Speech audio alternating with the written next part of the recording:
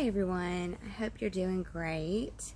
I'm sorry that I haven't been on often. I wasn't on last week, but I'm here now.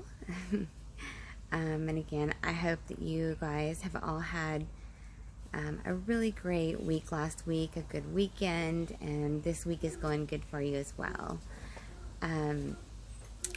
Sometimes, we're doing really great and we feel good, and then all of a sudden something hits, and something hit.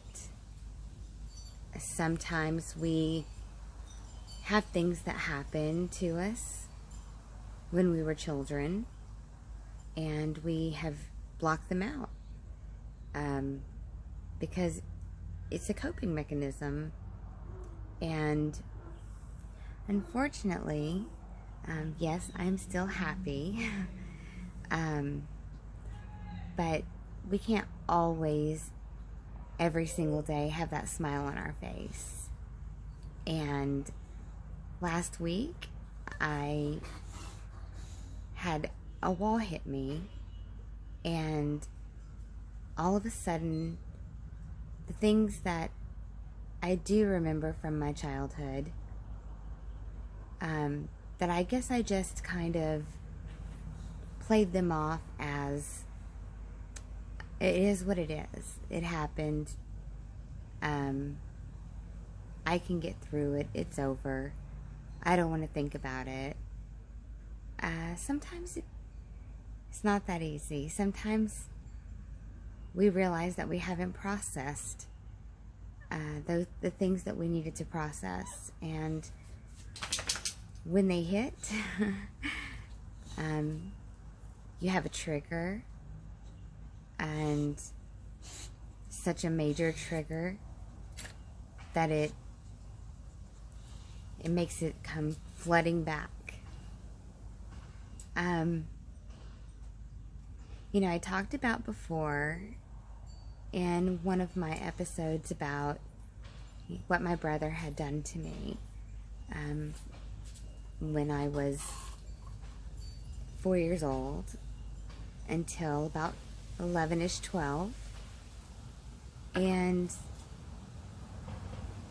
I just kind of blew it off, and I think I blew it off and downplayed it because I had told my mother about it when I was 20. And she responded back to me that, well, honey, sometimes big brothers just do things to little sisters. Not a great response. And I let it go. At least I thought I let it go. Then I was triggered back in September over Labor Day weekend last year. And everything came flooding back. Everything just flooded back. Things that I had forgotten, things that I had pushed so far down that I blocked them, and now I remember all of it, at least most of it. I remember what he did to me constantly. I remember what he did when he involved one of his friends and what they did to me. And there were other men that had done things to me as well. There were many, many others that had done things to me during that age range. And I just pushed them down. I never told anyone. Because for me, well, first off, I didn't have anyone to tell. My family was the kind of family that it was all about status. And, sorry, yes, I am having a cigarette, so please don't judge me, because I will never judge you. Those things that these men did to me, that I had forgotten, and some of the men I had forgotten completely about. But anyway, my family was very, it wasn't safe. I couldn't go to them and tell them what was happening or what had happened. Especially with my brother, I couldn't say anything because I was so terrified. I was so terrified because him and his friend had, like I said before, they forced me to watch a movie of a woman being gang raped with a hot curling iron. It was awful. And I was told that if I ever said anything, that's what they were going to do to me. So I didn't say anything because I was so scared. And when something like that happens for so long, at such a young age, you, and then other men start doing things to you, in that same age range, you're still in so much fear. And, you know, eventually it becomes normal.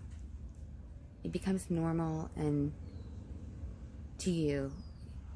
And you don't realize that you do know that it's wrong, but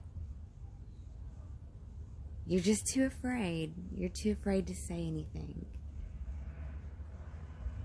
And again, my family was very, they were all about status. If I would have been brave enough to say something to someone, they would have played it down. It would have been kept in the family and never spoken of.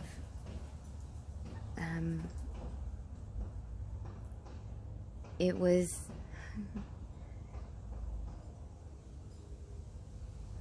my family wouldn't have wanted their society to know that those things happened, that those things were happening. And it put fear into me because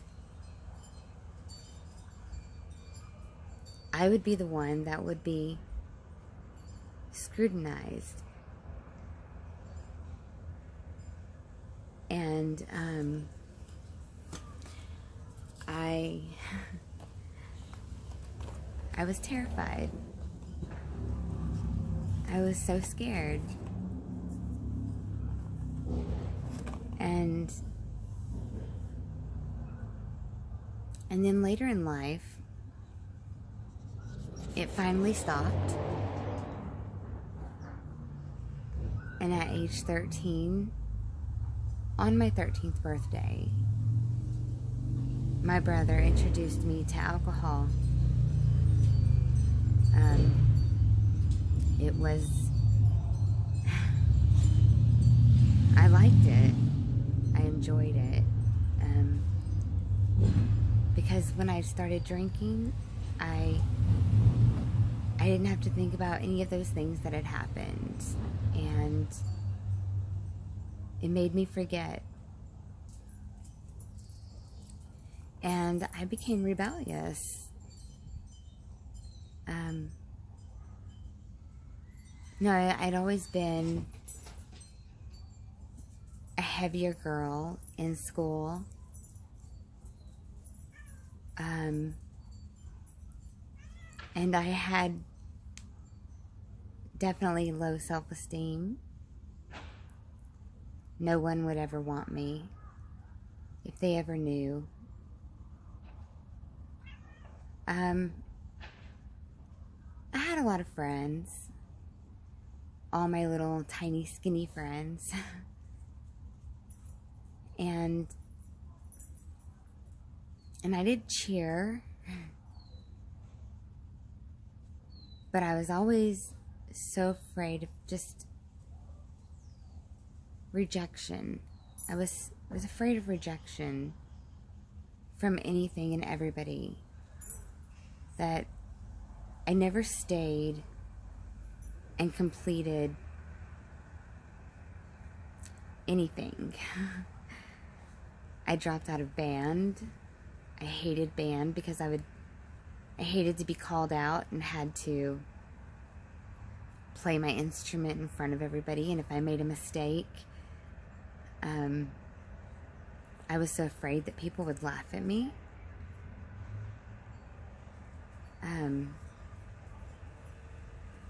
And they probably wouldn't have, because we were all learning. We were all learning to play our instruments. I was in cheer for a bit, and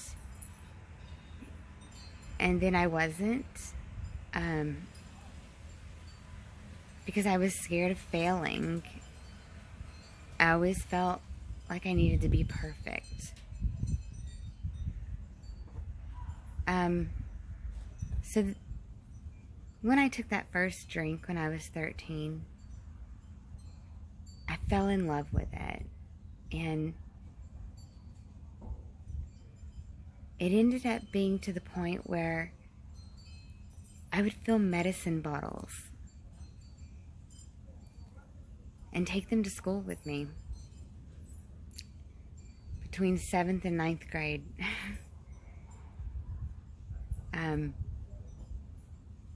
And I would excuse myself to go to the restroom or during our breaks from class to class, and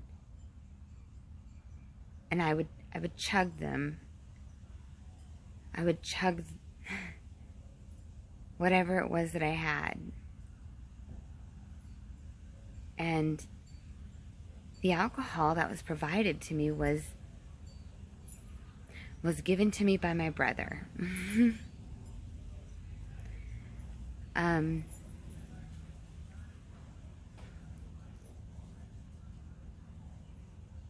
I didn't remember a lot of the things that had happened. I just knew that he had done things to me, and that there were other people that had done things to me. I never could remember exactly what it was that they did to me completely. And then, like I said before, when I was 15, I had a boyfriend.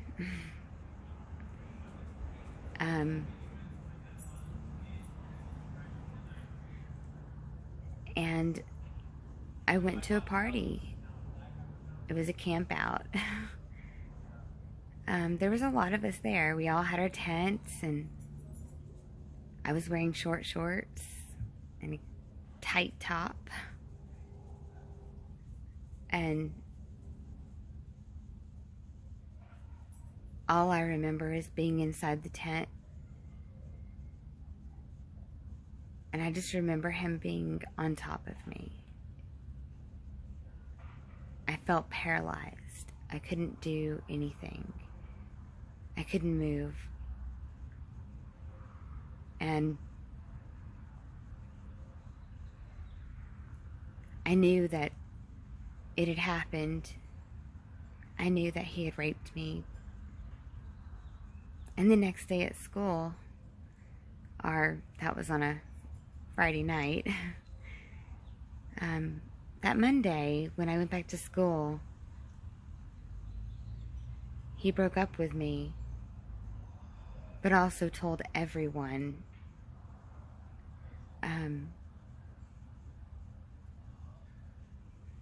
that we had slept together. But of course, he didn't tell everyone that I was barely conscious. It's almost like what you see in movies, in the high school movies, where they have a list. The guys get together and they have a list of who they're going to get. Mark off their list. From that point forward, that was at the end of 9th grade. So it was summertime. And I was so confused. I had such low self-esteem, which I had low self-esteem from a very early age.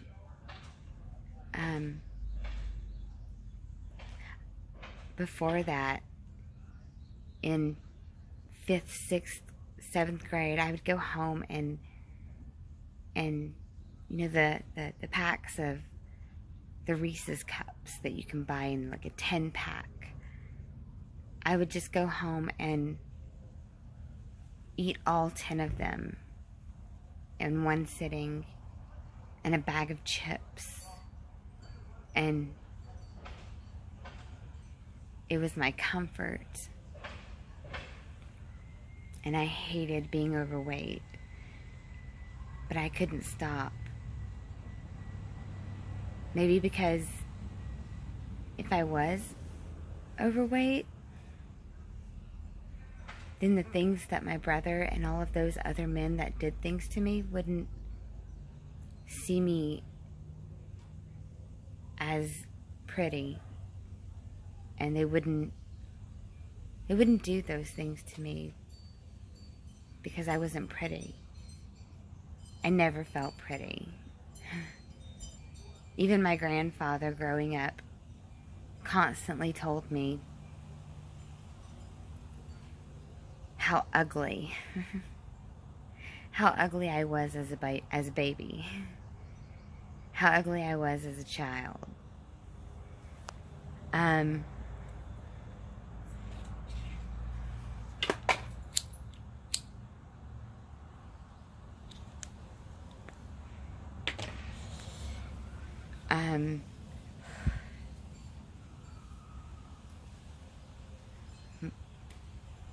After the rape, I knew I was raped, but I couldn't. I felt like I deserved it because I told my grandfather, which my grandfather was, he was like my dad.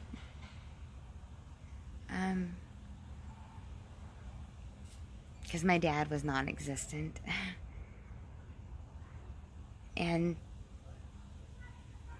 he told me that I deserved it.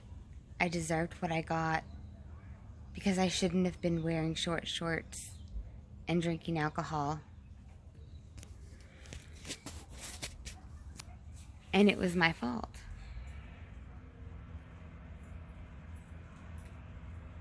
And so I've always believed that it was my fault, that I asked for it. And then just a few months later,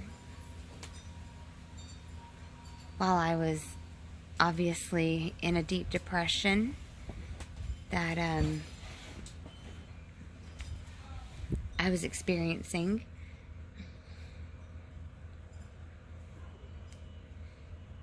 I met my ex-husband. He was 21 years old. He was our town's Southern Baptist preacher's son. And he's just one of those men that those men that look for the low self-esteem women, girls. I was 15. and I fell for it because I thought that no one was ever going to want to be with me. I was going to be alone for the rest of my life. And he swayed me. And I just didn't know any better. I didn't know any better. My family, they liked him. He was like a god to them because in their minds, the way that I grew up, women are nothing without a man.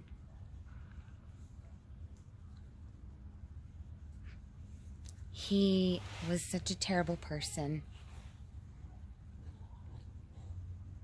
But I didn't see that, and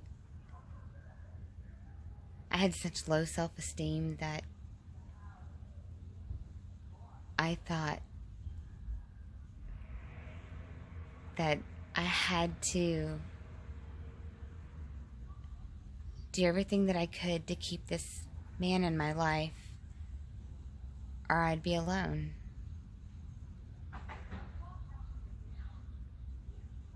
I met him a few months before I turned 16. And when I turned 16, I immediately got my first job because I wanted to make my own money.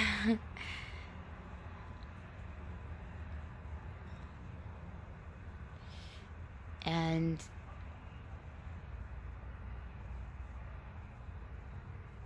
I started my first job on the day that I turned 16.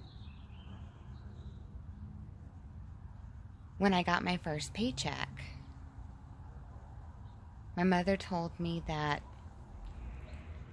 I needed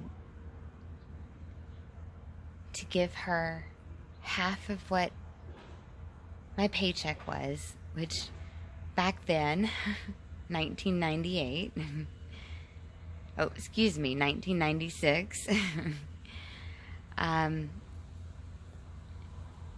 I was making $4.25 an hour part-time job, because that's what it was back then.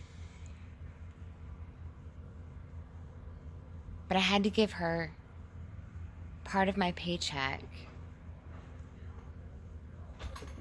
in order to continue living in my home that I grew up in, because she told me I needed to pay rent. So I ended up moving out and moving in with my ex-husband.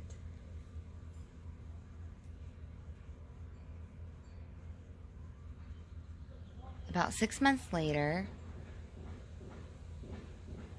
he proposed to me. But prior to that,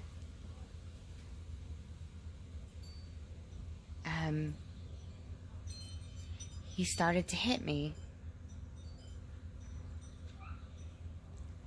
And he was cheating on me multiple times.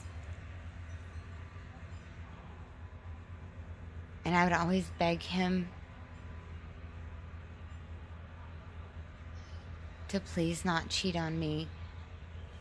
Please just don't be with me. Please let me go.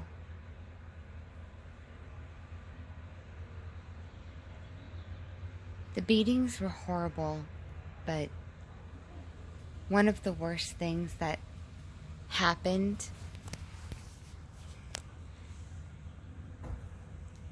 was when we got a roommate, which was one of his really good friends, and he went everywhere with us. he went everywhere with us. We never got to go anywhere alone. So one day we decided to go to the fair in another town that was about 30 minutes away. And I made a comment. I'm so glad that we finally get to go somewhere, just the two of us. And for some reason, it set him off. And he pulled over onto the side of a highway. And he forced me to get out of the car.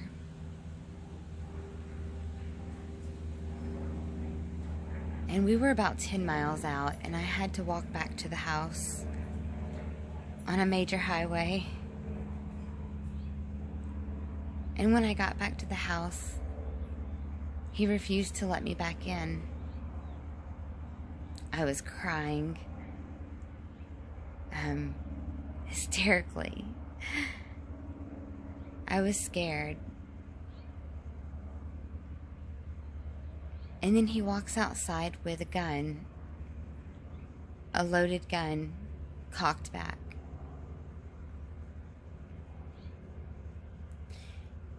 And he pointed it right at me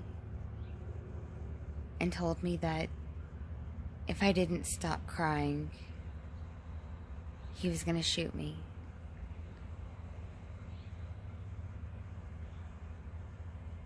I was so scared. And I had nowhere to go.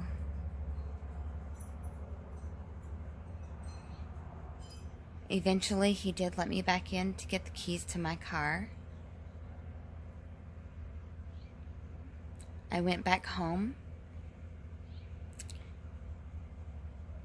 And then he showed up a day later with a basket that had a teddy bear and jewelry. And I was dumb enough. I was just dumb. I was dumb enough. I just didn't know any better. He made me feel like no one was ever going to have me.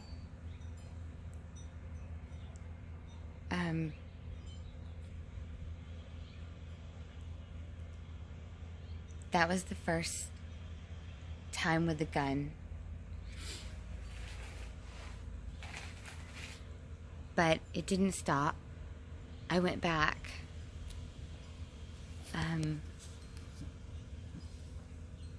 I went back.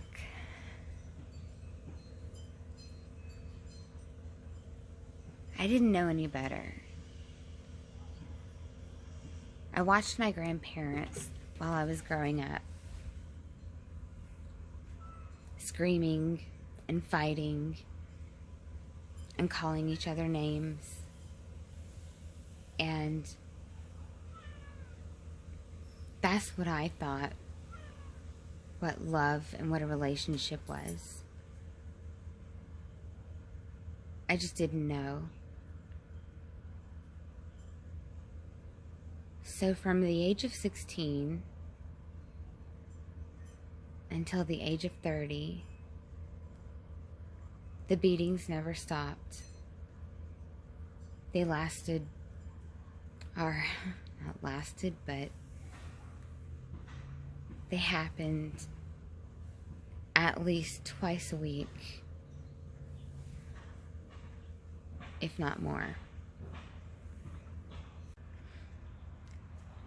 We ended up moving away because of a job transfer, and that was to Amarillo, Texas. away from my family, just further away. And then we ended up moving again to New Mexico for a little bit. And then we moved to Spokane, Washington. And he traveled a lot with his job.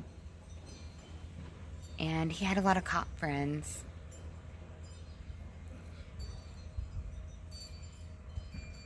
When he was out of town, I was so happy. It was probably the most happiest time. Except because he had these cop friends, he knew everything. He knew when I went grocery shopping. Anytime I left the house, he knew. Because he would have them sit outside of our home and watch me. Because he couldn't be there to watch me. Of course, while he was traveling with with this job that he kept transferring with, he was constantly cheating on me. It was a very lonely time. I started to use a lot of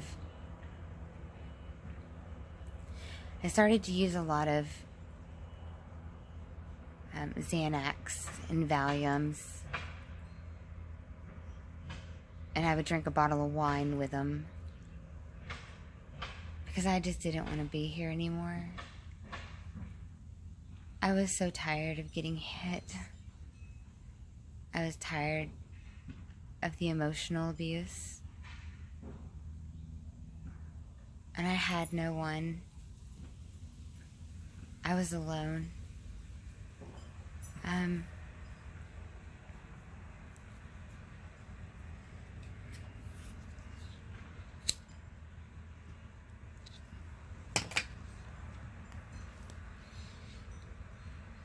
It was a very scary time. And it was a long 15 years. I've blocked some of the things out. And I pray that I never remember them.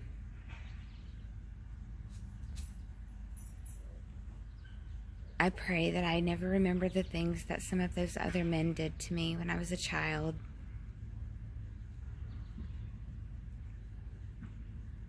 Unfortunately, I have a lot of nightmares. Almost every single night.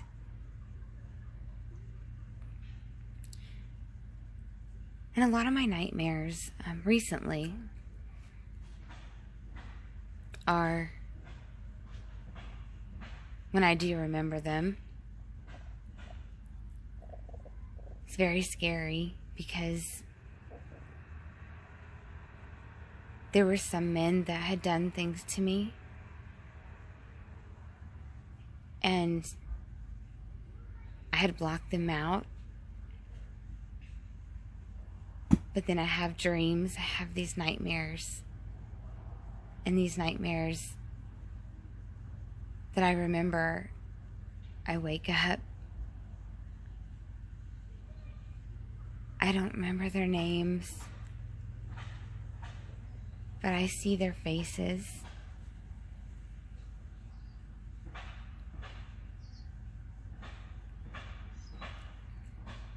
And I think that's probably the hardest thing.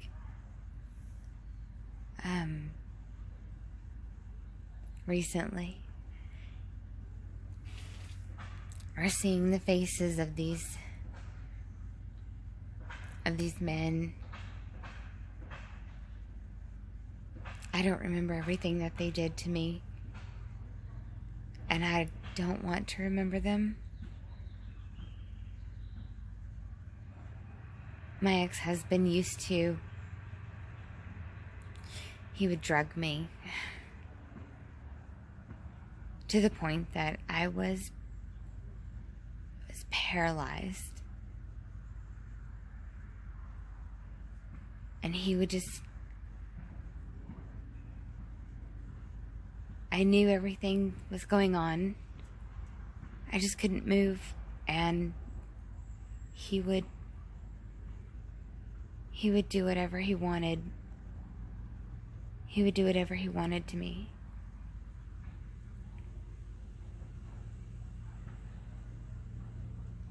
I don't want to remember those things, but unfortunately, they're all coming back.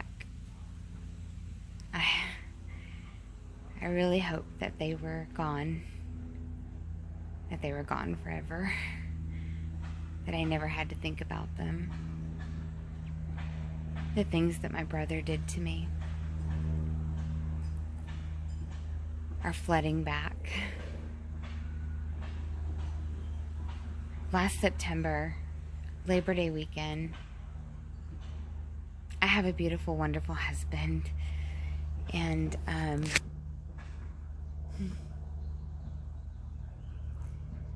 he loves me. He loves me so much.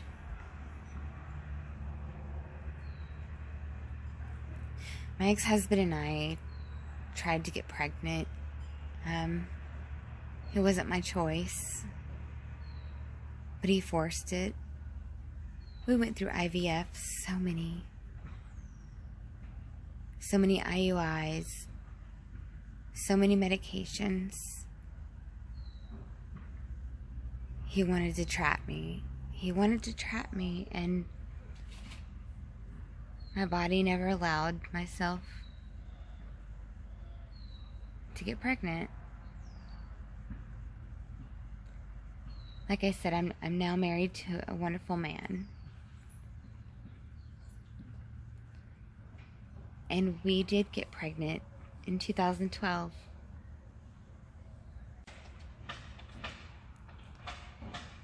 And when we got pregnant in 2012, it was not planned.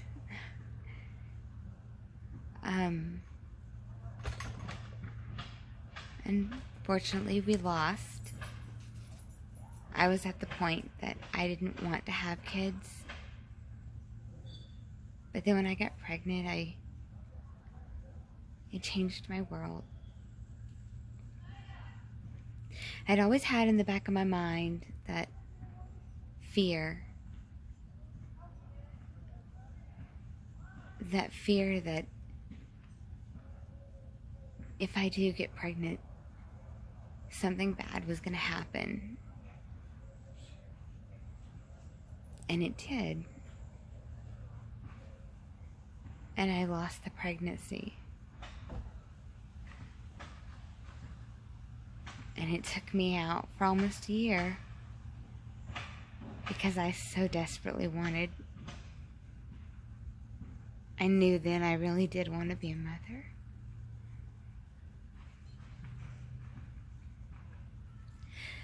That was the hardest part. And then, that was in 2012. And then we got pregnant again in 2014. That one was a lot easier because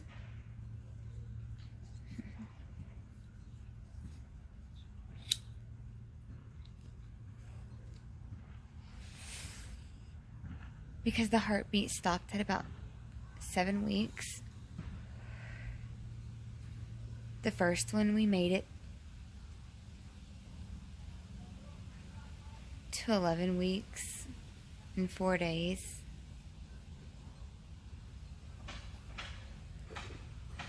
I had so much hope, and I was so excited that I was going to get to be a mom. I was going to get to have a family that the right kind of family. Do it right with the person that I love. And then it didn't happen. And then it didn't happen again. And then we got pregnant again twice in 2015. Very short-lived.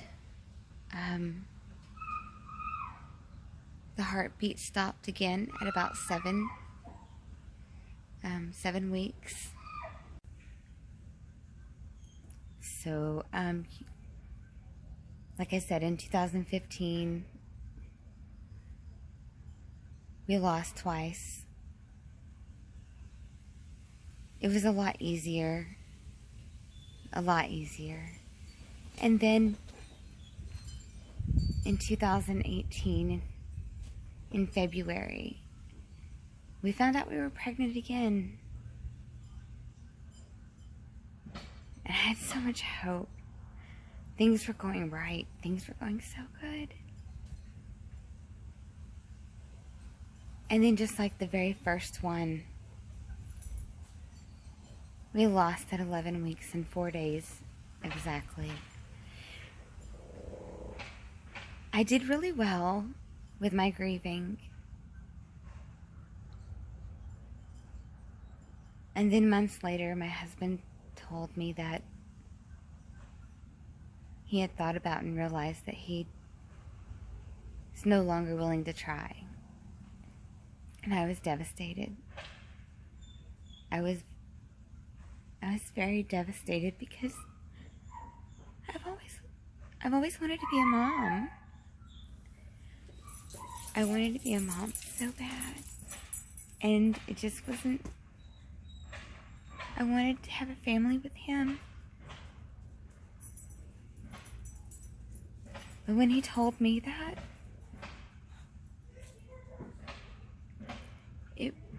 everything came flooding back. And in my mind, it was another man. A man that I trusted.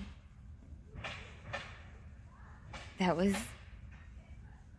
taking something away from me without my permission or without asking, just like all of those other men that had done those things to me.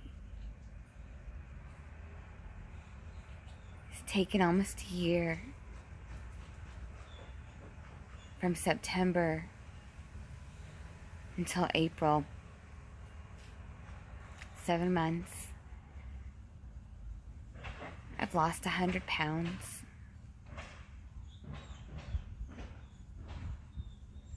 I became suicidal. I took my husband's gun on March 16th.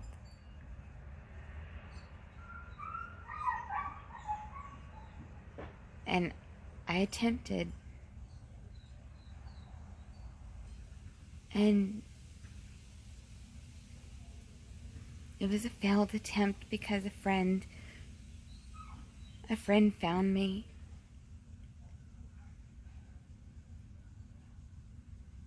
But it wasn't because of him. It was because everything that I had forgotten had flooded back. And my mind was being so tormented. It was like I was being so tortured inside.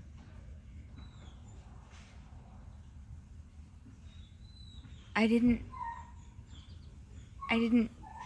wasn't trying to leave people, to leave all of my friends. I wanted to leave because I wanted to leave myself. I couldn't do it anymore. I didn't have a support system. And I couldn't tell my husband the things that had happened to me in my childhood because I never wanted him to look at me differently. And it wasn't because of the letter. It was, I know that he wasn't the one that was taking something away from me. What those men did to me, they ruined me inside. The trauma, they took it away from me. They took my opportunity of ever becoming a mother. They took that away from me. And it's one of the hardest things that I'm gonna have to live with. Because now I have to find my purpose. Because I don't know what my purpose is. And I'm trying to be strong. And I'm trying to work through it.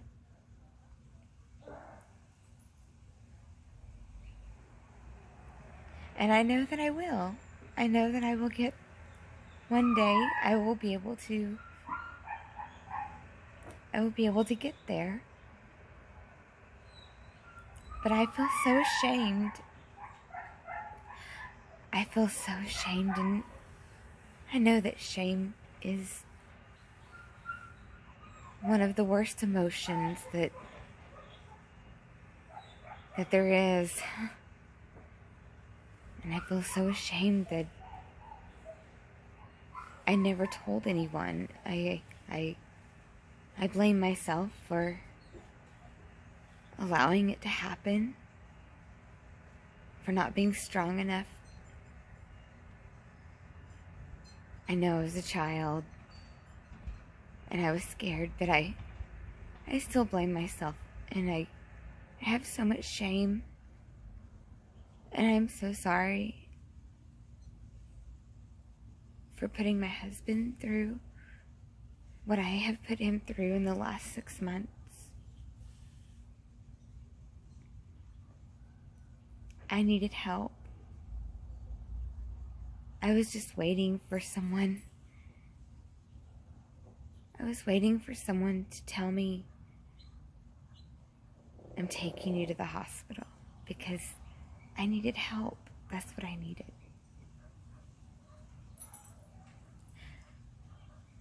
I am better. I am so much better today. And I'm going to continue to get better. And life is going to be beautiful again. It will be beautiful again. And one day I'll find my purpose. And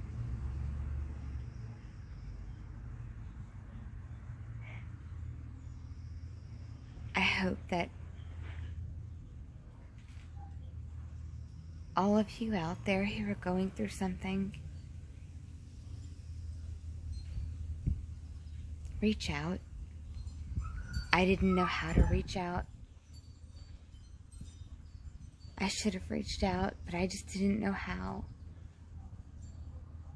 But I don't want to see you guys go through. I don't want to see you guys go through this. I don't want to see you suffer. And we need each other. We all need each other.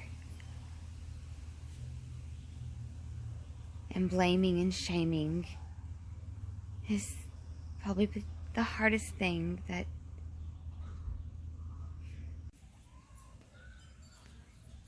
it's just one of the hardest things, that the blame, the shame.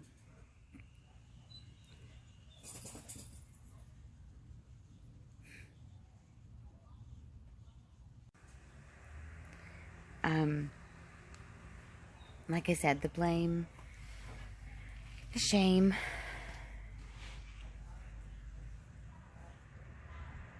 is the hardest part. Especially when all of a sudden everything just starts flooding back. Those things that you never want to remember, that you thought you had forgotten. And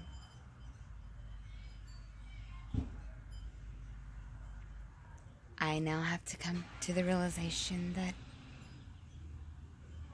these men are the cause of my life change. My purpose, which my purpose for me was to be a mother, to have a family,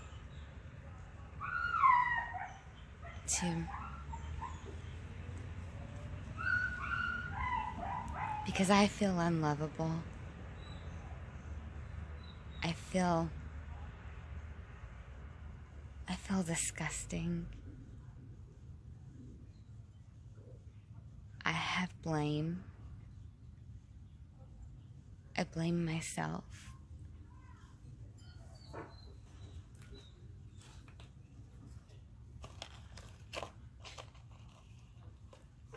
I have so much shame.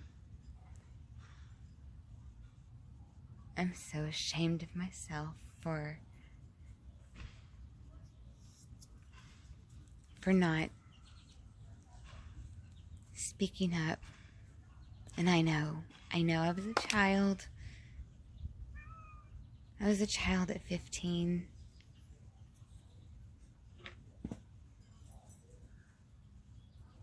Anytime I went to my family to tell them what my ex-husband was doing to me, I was always the one that would get, well, what did you do to him? What did you say to him to make him do those things to you? Because it's all my fault, and because of that, I've gone through my entire life, even if there are things that were not my fault,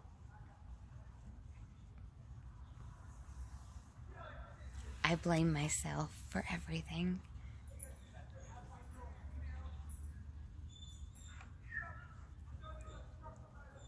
I have an eating disorder.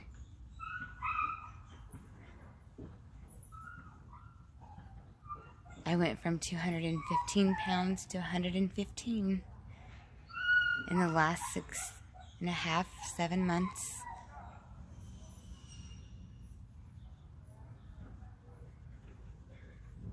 I am anorexic and I'm addicted to laxatives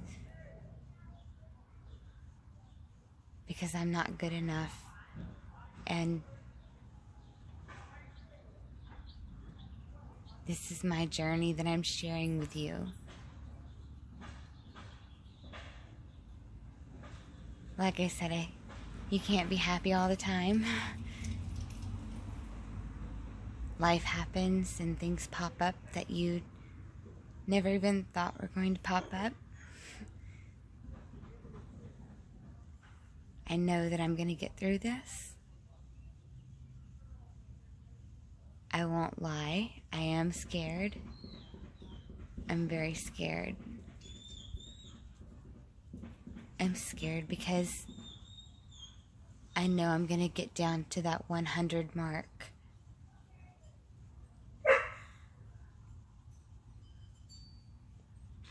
And I'm scared because I know that it's not going to be enough for me.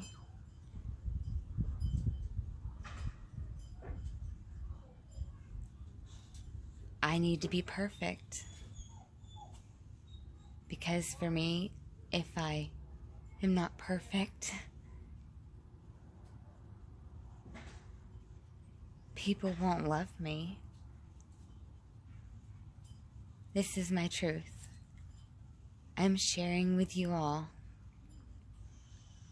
I'm sharing with all of you my truth. Who I am, where I've come from. And I am working so hard to get better. On my previous videos, I was very happy. I was very happy. And it's real. It was real. I was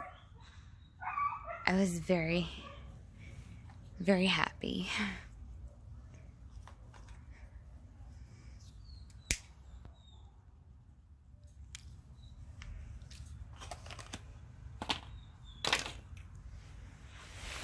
I can say that I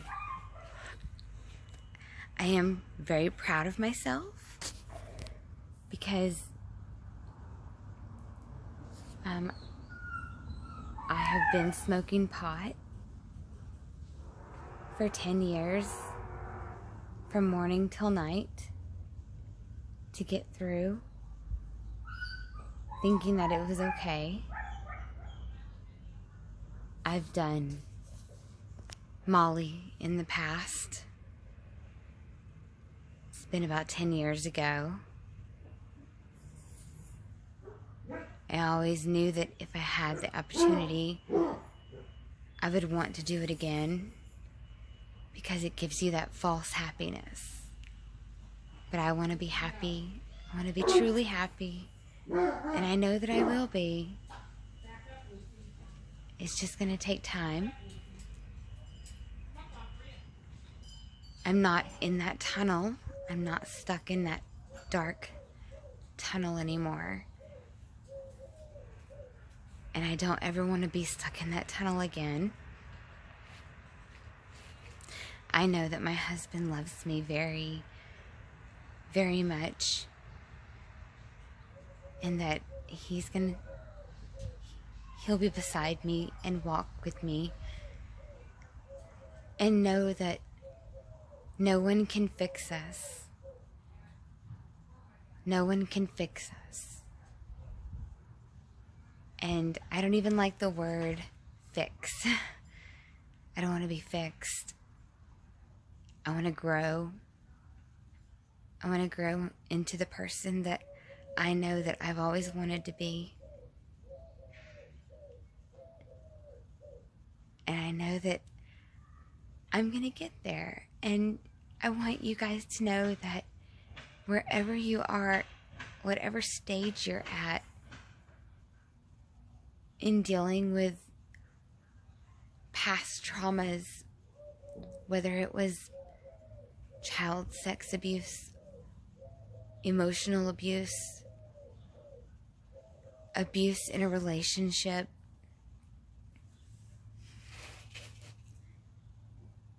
we can do this.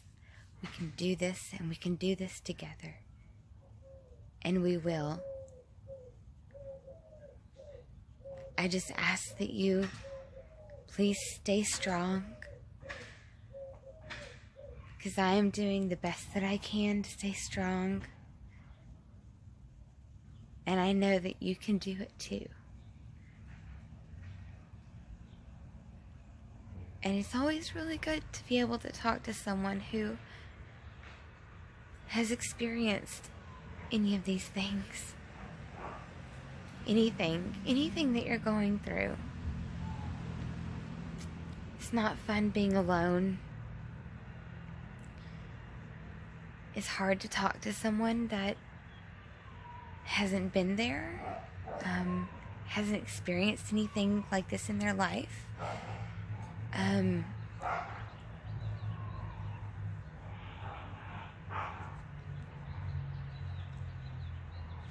I can say that this coming Monday,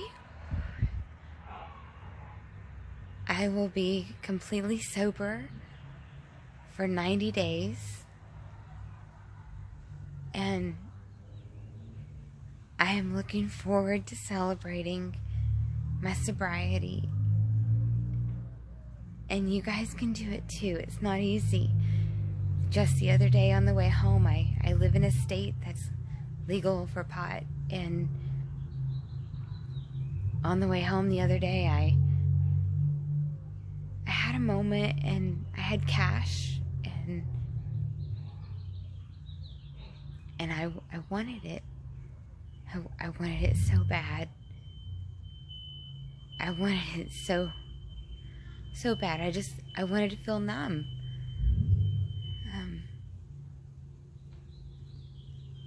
But I didn't do it. I kept driving until I made it home. And I was okay. And you can do it too. But it's okay to cry. It's okay to let it out. It's okay to scream. It's okay to get angry at your abusers. And go somewhere. Find a safe place that you can just let it all out. Even if you want to call me. We'll let it out together. We can encourage each other. Because we've got this.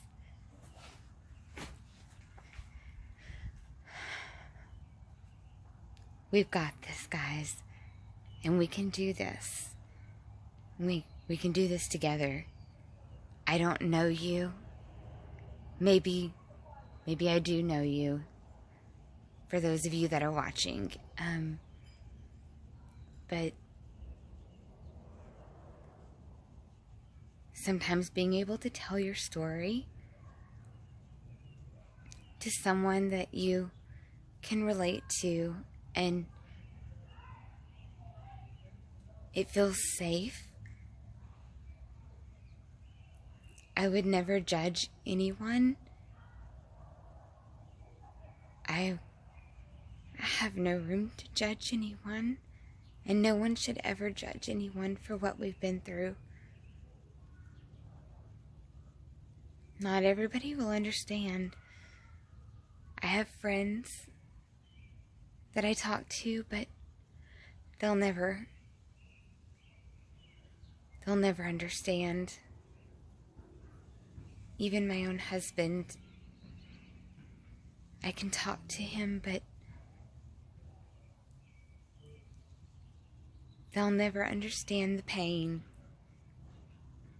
that's inside of us. And I know there are so many people that write quotes and things like that put it behind you, and the things that you can't control, let it go. Let it go. The people that say those things, they don't. You can't just let it go. I actually have I'm a realtor, and my principal broker actually asked me to be into a 90-day kickstart program so that I can get a couple of listings. And I had asked my principal broker what days these classes are going to be held, because I have to attend my therapy sessions. And she told me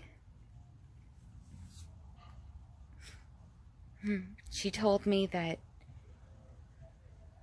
I needed to make a decision if I wanted to continue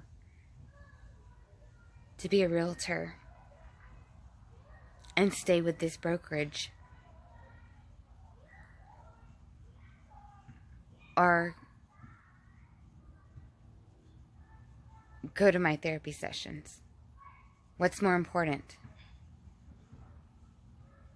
And if I can't attend these classes because I have my therapy sessions, then maybe I should take a break and not be a realtor right now.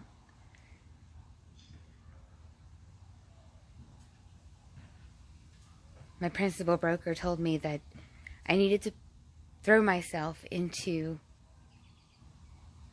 my job 100% full force and make it my life.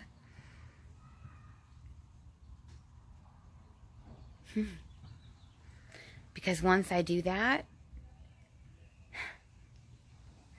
then all of my problems will go away. And I won't need a counselor. I won't need therapy. Don't ever let anyone tell you that. Because that's what I did. For so long, I pushed it down and pushed it down. And I focused on my career for 17 years during my first marriage. To the point things got blocked out. And then that one day you have that trigger and you don't even know what that trigger might be. And it all comes flooding back and you have an emotional breakdown, and I'm so glad. I'm so glad that I'm here today. I'm so glad that my friend, one of my greatest friends, found me, and she took that gun away from me because I was ready. I was ready. I was so tired of being in so much pain inside of me, inside of my head. I was tired of being in that dark place because I didn't see a way out. And when she took that gun from me,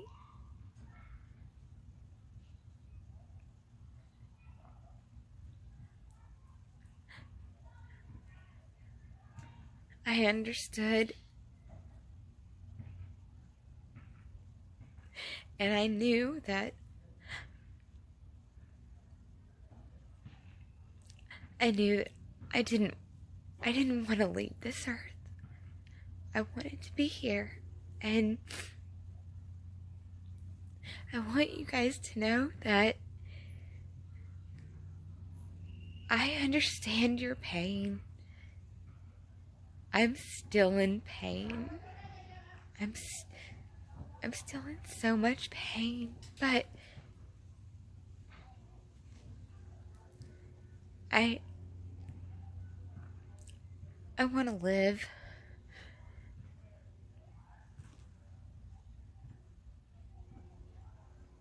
I want to be here.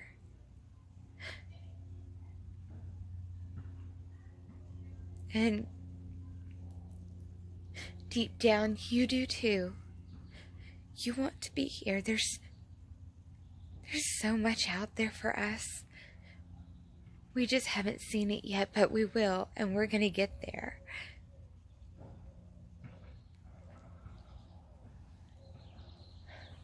I'm sorry this was such a long episode. But I love you. I love all of you, and I don't even know you. But you are loved.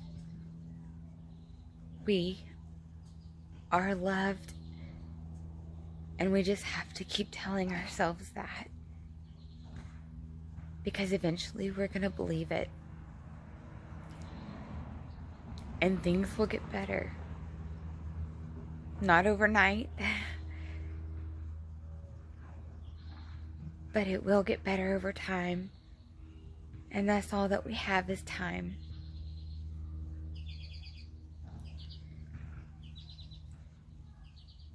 Again, I am here for you. And thank you for listening to my story. I'll definitely be back on more often than I have been. I promise. And I want you to reach out to me, please. Please just reach out to me, even if you just want to talk. I will listen to you. I will not be the one that, when you're talking to me, I try to outdo you with my stories. Because I know there's a lot of people out there that do that. I'm here to listen to you. I'm here to listen to what you have to say. And if you have questions, please, I want to help. Let's help each other. Let's help each other because we understand each other. And my story may not be what your story is like, but in the end,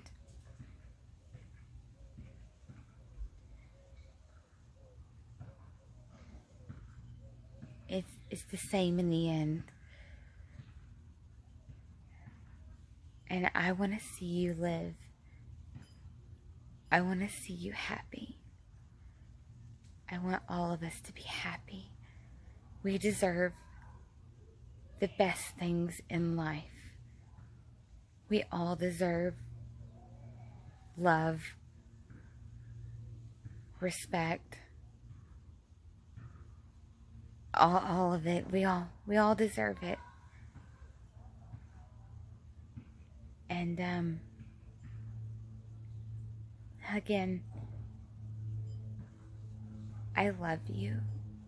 I don't know you, but I love you. And we're going to get through this, and we're going to get through this together.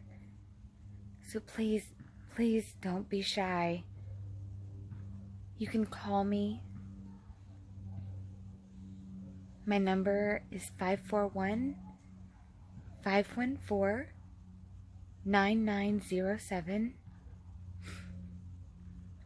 You can find me on Facebook, Julia Elaine, Alane, Armstrong. And you can also email me. And you can email me at ArmstrongRockin', no G, ArmstrongRockinHomes@gmail.com. Sorry, my guys, my dogs are in the background.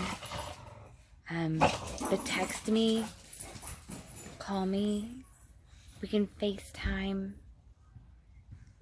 whatever it is. Just please reach out to me because we both need it. We all need it. I hope you guys have the rest of your week. I hope that the rest of your week is just phenomenal. And I love you guys.